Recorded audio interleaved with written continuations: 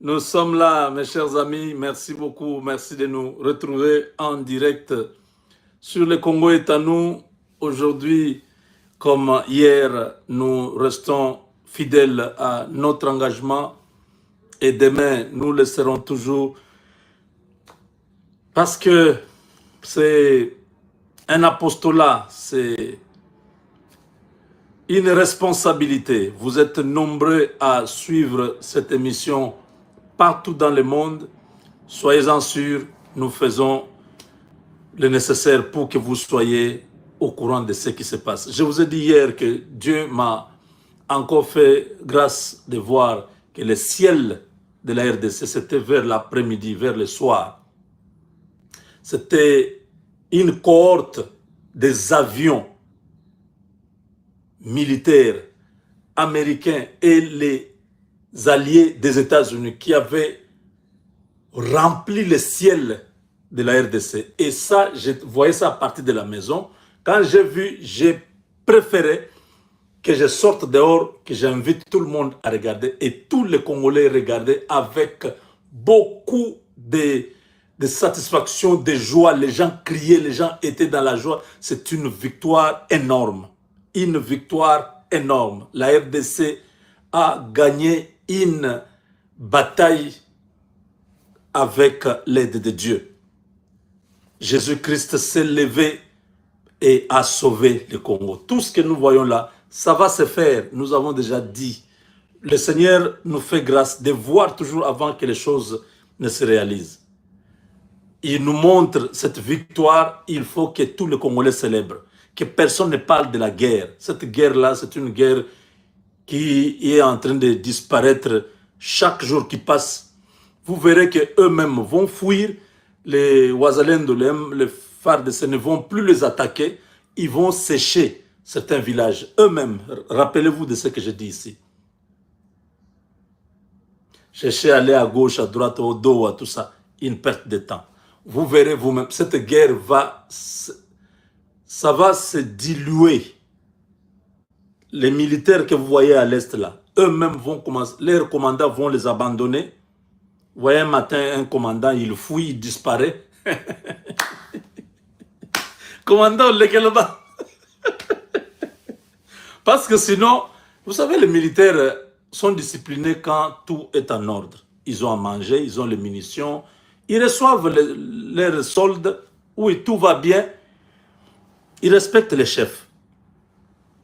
Dès que les choses commencent à aller niamou-niamou, c'est-à-dire, ils ne voient plus leur salaire, ils n'ont plus à manger, ils n'ont plus de munitions, ils commencent à se poser la question,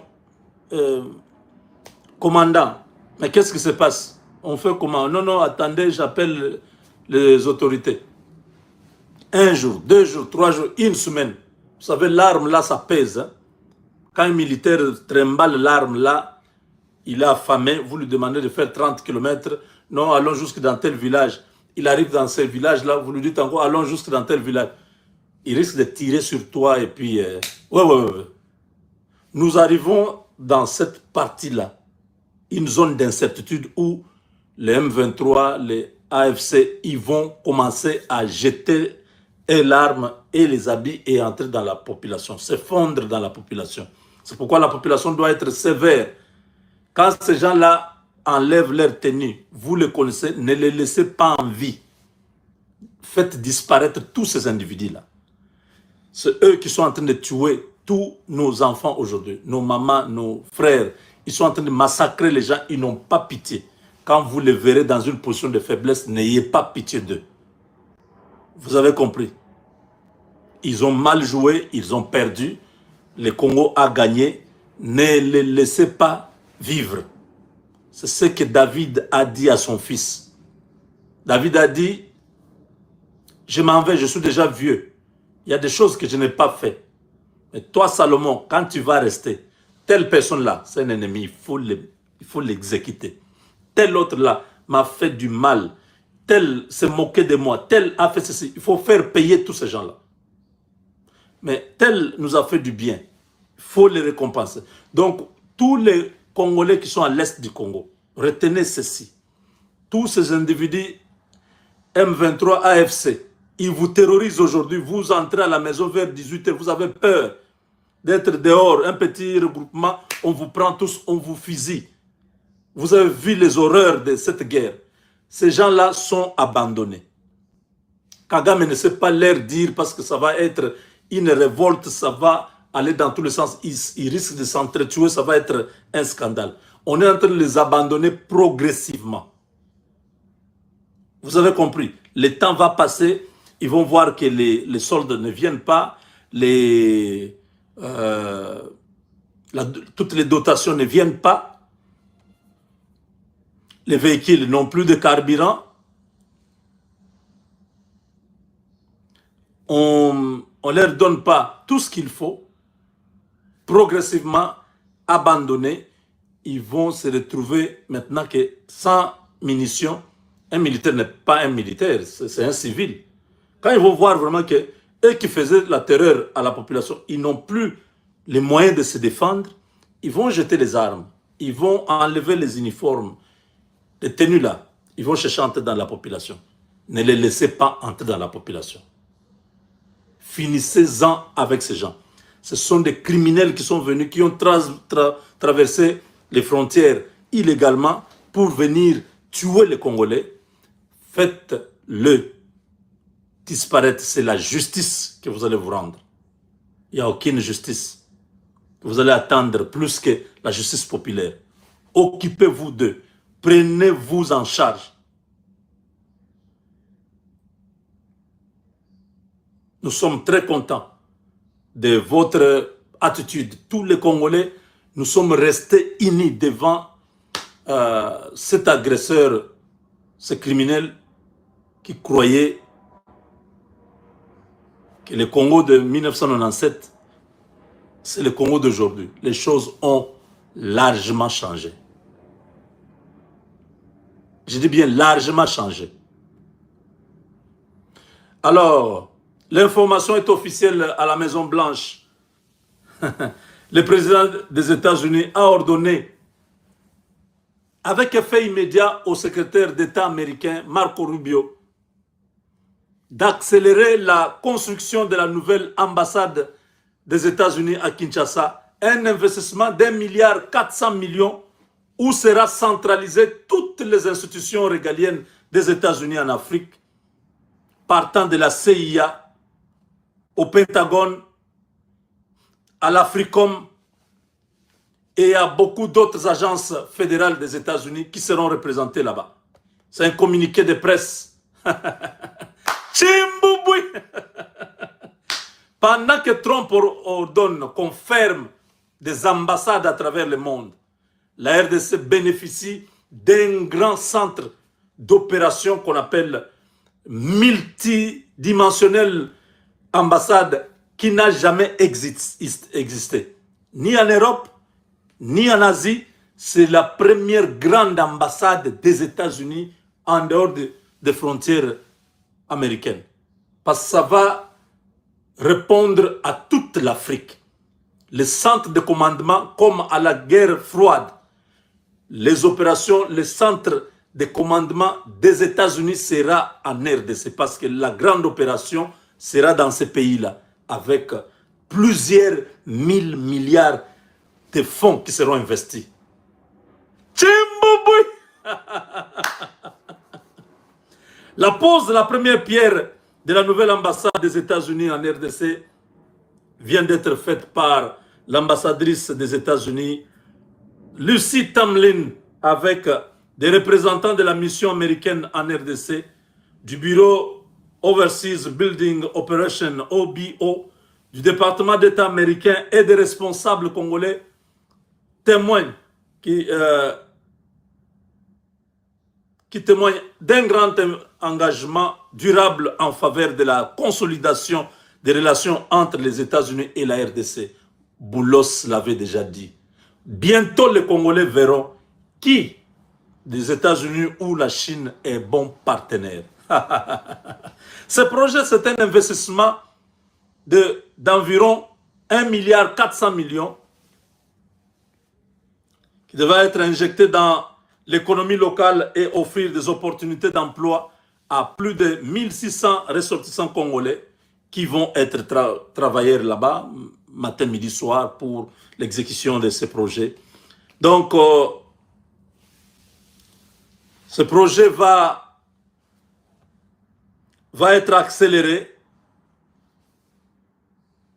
parce qu'on a des... ceci va aider l'économie locale pour certains matériaux de sol, des matériaux de remblage, les éléments d'aménagement, les ouvriers congolais, les travaux publics, donc les ciments, les moellons, tout ça, ça va être localement qu'on va prendre ça. La conception de cette nouvelle mosaïque de l'ambassade des États-Unis va respecter la diversité environnementale et tout ça. Le département d'État s'engage à mettre en œuvre des stratégies rigoureuses en matière d'économie d'énergie et de durabilité pour minimiser l'impact de la construction sur l'environnement, optimiser la performance des bâtiments et favoriser la durabilité et la résilience. Donc, les cabinets architectes de New York est responsable de la conception de l'ambassade et B.L. Harbor International de Birmingham, Alabama, est l'entrepreneur de conception-construction. Les cabinets d'architecture Page de Washington qui signent l'ouvrage. Depuis le lancement du programme de construction de sécurité du département en 1999, OBO a achevé la construction 177 locaux diplomatiques et compte actuellement plus de 50 projets actifs en phase de conception ou de construction dans le monde. OBO permet de disposer d'installations sûres, fonctionnelles et résilientes qui représentent les gouvernements américains auprès des pays hôtes et l'aide des diplomates américains. Donc, chers amis, ça c'est une grande première. Je vous avais annoncé la construction de cette ambassade il y a, je crois, 5 ans. Mais non, je crois 6 ans. Avec l'avènement de Biden et tout ça, tout était bloqué. Pendant ce temps-là, la Chine a construit une grande ambassade à Kinshasa. Et là, l'Amérique vient d'ouvrir maintenant bien les yeux du monde pour comprendre qu'en RDC, il ne vient pas pour une année. Je vous ai dit, ce contrat, ce deal, ce n'est pas pour 5 ans, ce n'est pas pour 20 ans. C'est un deal qui va aller pour plusieurs centaines d'années. C'est pour le bien-être des Congolais d'aujourd'hui et de demain. Ce n'est pas une histoire d'à peu près que vous pensez. C'est une histoire très grande. Quand j'ai vu tous ces avions là en train de défiler, ça montrait que le Congo est protégé. C'est une victoire. Il n'y a plus de menaces. La RDC est dans les bonnes mains. Tchimboubouy! Non, convos. Loyer kabit. Babi. Donc, quand je vous dis toutes ces choses, il faut relier pour comprendre ce qui est en train d'arriver. Je vous ai dit que les Congolais se préparent. Oh non, tu nous insultes. Est-ce que le Congo manque? Nous manquons de tout. Oui. Une grande ville, Kinshasa, j'ai pris seulement un échantillon, juste l'hôtel. Kinshasa a un seul hôtel qui répond aux critères. Le reste d'hôtel là, c'est du folklore. Vous montez dans l'ascenseur va se bloquer là. Vous avez même peur d'entrer dans les ascenseurs. On n'a même pas pris le temps de renouveler les ascenseurs dans les autres hôtels que vous entendez là. Avec un bruit là de fond qui vous fait peur. Vous vous dites, est-ce qu'on va arriver même? Quand vous arrivez même, vous vous dites, est-ce que l'ascenseur là va s'ouvrir? J'étais plusieurs fois terrorisé dans les ascenseurs de Kinshasa.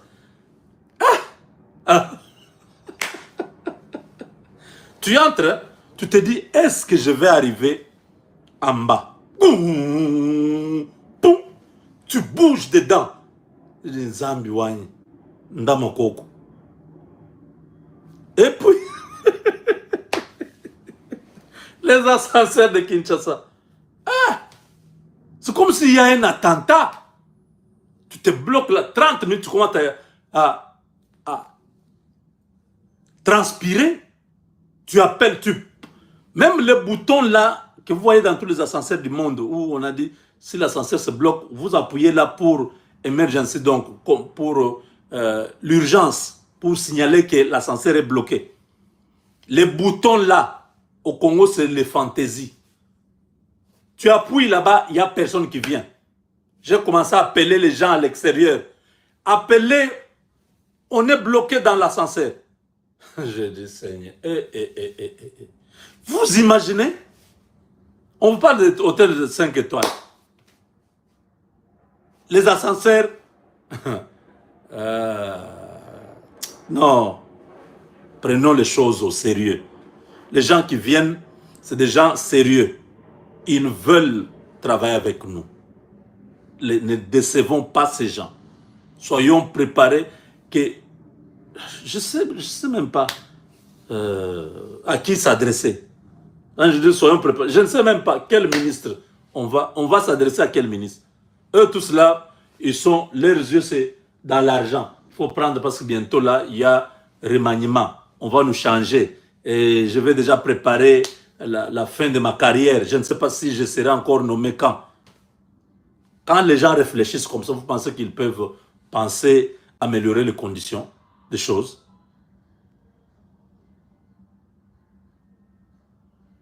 Vous voyez? En prélude ou en préparation de leur arrivée au Congo, le nombre d'activités qui seront au Congo, parce que plusieurs entreprises dans les pays américains veulent dire qu'il y aura beaucoup d'opérations qui seront dans ce pays-là. Il faut disponibiliser tous ces services. Alors, on a besoin d'une grande ambassade. Vous voyez, eux pensent déjà à tous les besoins futurs.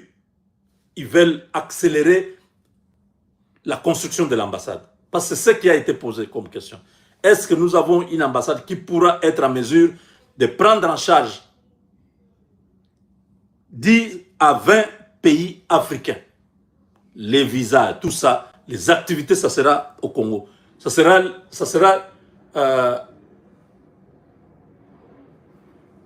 comment je peux dire? Il y a un terme qui m'échappe là.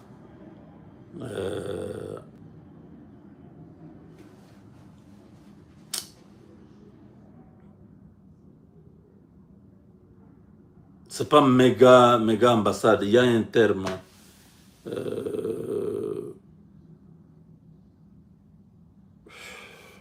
Si ça vient, je pourrais vous dire ça. Donc, ce sera vraiment un grand... Hein? Non, pas consulette, je ne parle pas de ça. Il y a un terme approprié pour cette ambassade-là. C'est le hub, oui, bon, oui, dans ce sens-là, oui, qui va centraliser, mais comme un super center, vous voyez, non? Un peu dans ce sens-là. Quand il y a, par exemple, beaucoup, hein, mais il y a un super center qui pourra coordonner ces activités. Quelqu'un? Non, bon, ça va, c'est pas... Vous avez un peu compris dans le sens que j'abordais. Donc, ça sera l'ambassade des ambassades, voilà. Hein, si on peut aller dans ce sens-là. Ça sera l'ambassade des ambassades. Là, beaucoup d'opérations